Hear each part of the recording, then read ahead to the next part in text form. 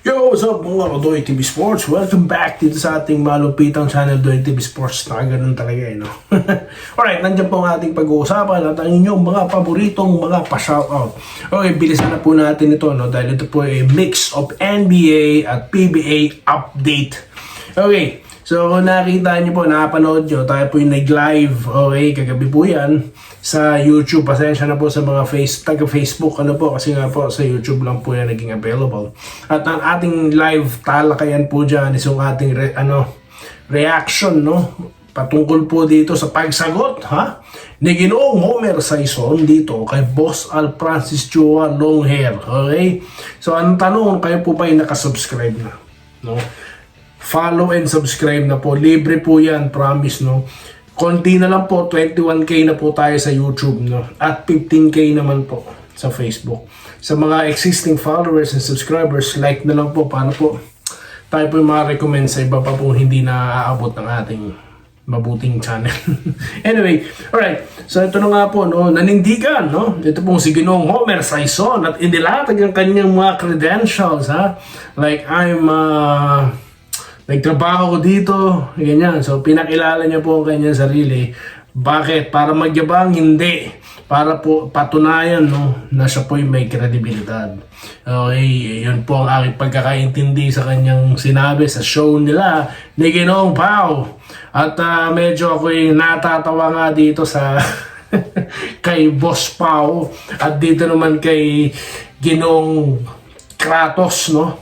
Na tila hindi po nila kilala ang isa't isa, no? Kasi si Boss Kratos, ang sabi niya, Pao ba to? Pao, parang gano'n, no? Not exactly. At kay naman, kay Paukas naman, Kratos na. Kayo dyan sa Pilipinas, hindi kayo magkakilala. Ako andito pagkalayo-layo sa Canada, kilala ko kayong dalawa. Anyway, okay. So yun na, naninindigan si Ginoong Homer Saison dahil sa kanyang multiple sources. He stand by his, on what he, kung anong naisulat niya. Nahirapan pa ako mag-isip Okay, so walang trade Okay, pinabulaan na yan, Boss Al Francis, so kalimutan na natin yan, okay? So ngayon, ito po ang konfirmado, Jimmy Alapag. Finally, no, kumpirmado na siya po ang makabagong head coach ng NLEX Road Warriors. Natawa ako sa memes kanina. Isang tawag ka lang din. Nag-gets niyo po ba ibig sabihin?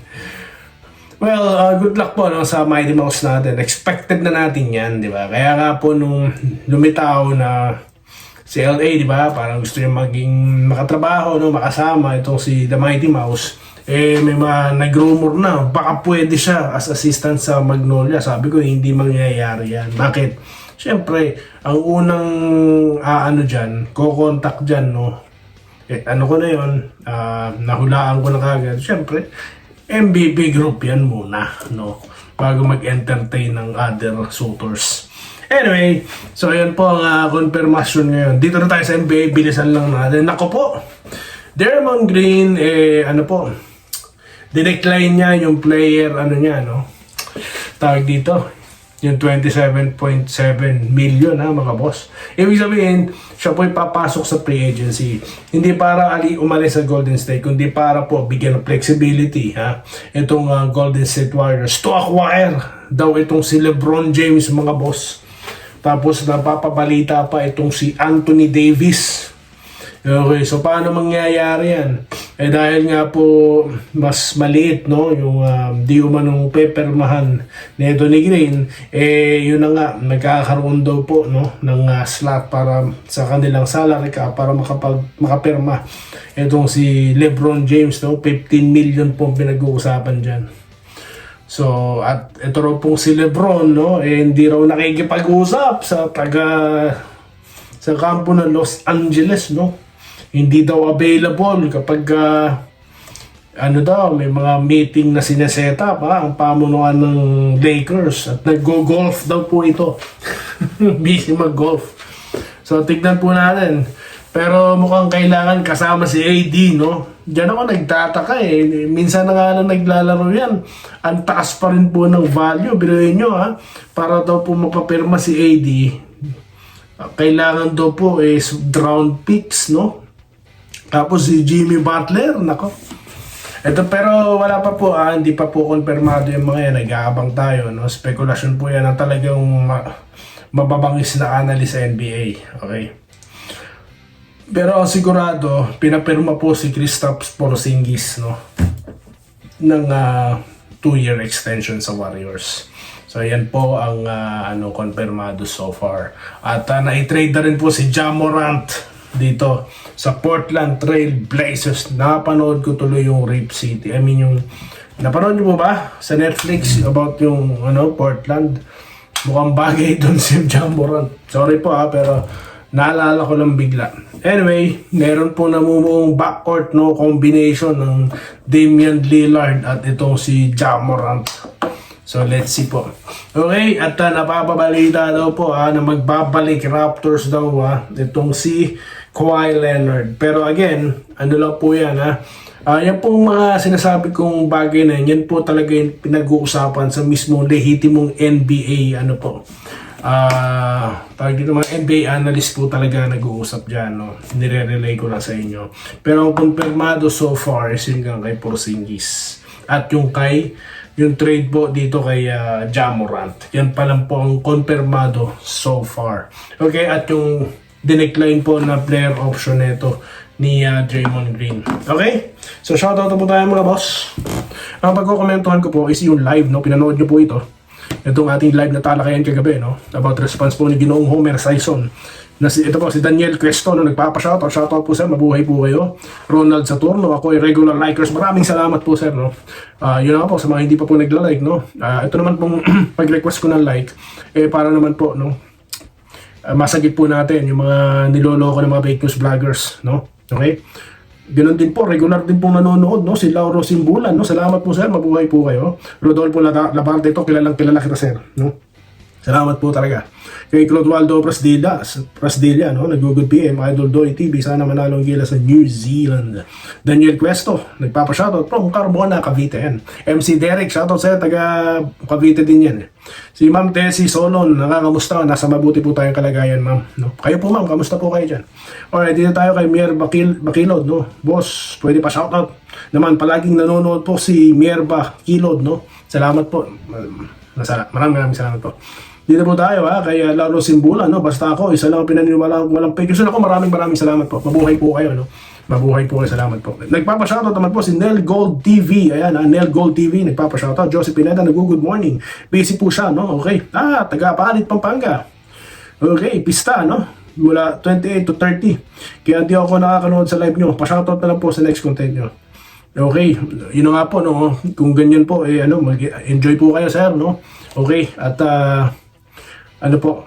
ingat po kayo, alright. Dito tayo kay Libino Magsano, Hinebra, ganado ang buhay, walang katulad, masaya basta Hinebra. Ma'am Minerva, di man hello, sayang, di ko napanood live nyo. Anyways, pag nanggaling po sa inyo, totoo, pero kay Sir Francis Chua po, naniniwala kaysa kay Homer Sison, ayan.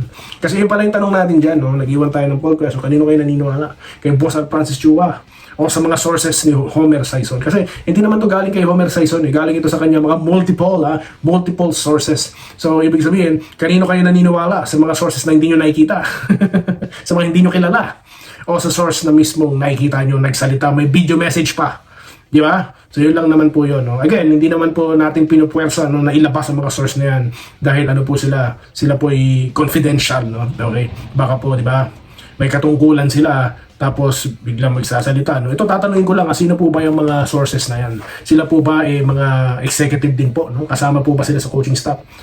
Ano po yung mga yan? Kung confidential po yan, bakit naman nyo sinasabi? May porsyento. Sorry. Sorry. May porsyento o chismoso lang talaga kayo. Kasi po, no, lagi nating sinasabi dito, nagkakaparehas kami ng sinasabi ni Boss Francis. No? Ako lagi ko sinasabi dito sa Doy TV Sports, yan po mga trade transaction, mga business transactions po yan. Di po ba? Nakakaalam lang po yan mga executives. Ngayon, kung ikaw ay executive at sinabi mo yan, chismoso ka, di ba? Paano na yung negosyo nyo, no? Di ba? Hindi mo pwedeng i-voice out yung strategy nyo, di ba? So yun lang naman yun. O kaya yan po ba nagwawalis doon, no? O yan po ba katuwang sa halimbawa, sabihin na natin kung artista PA ba yan, no? Narinig, no? O kaya yan po ba labandera, no? ng isa sa mga executives na asawa na asawa ng masahista. Di ba? Napagpasa-pasahang mensahe po ba yan? Pero it seems like it's a credible kasi nga po ipinakita niya nga Ipinakita niya no sa kanyang mga pinagsusulatan katulad ng anong pangalan nito? Sino ba to? Spin.ph ni Paukas, no? Di ba? Yun ang sinabi ni Ginoong Homer eh. So yun lang naman. Alright, Gilbert Podaka, pa-shoutout po sa inyo. Alright. Okay, matagal na naniniwala. Alan Adaw, Iya, shoutout sa iyo. Albert de los Rios, no? Libino Magsano, Culota Florencio Roses, no? Hindi totoo, may trades. Yan sa tingin. So naniniwala kay Boss Al Francis. Okay. Ito po. Chris Clay Madeja, shoutout po. Larry Rogelio, no? Kahit si RJ pa yung import ng TNT. Next topic po natin yan. So yan po ang mga nagpa-shoutout, no? Dito po sa content na ito. Maraming salamat po. Dito po ang Toy TV Sports. Ayaw ng fake news, ayaw ng away. Totoo lamang po tayo, no? Totoo lang po ating pag-usapan dito. Maraming salamat po at mabuhay po kayong lahat. Salamat po sa panonood. Subscribe na para sa mga susunod na basketball at boxing videos.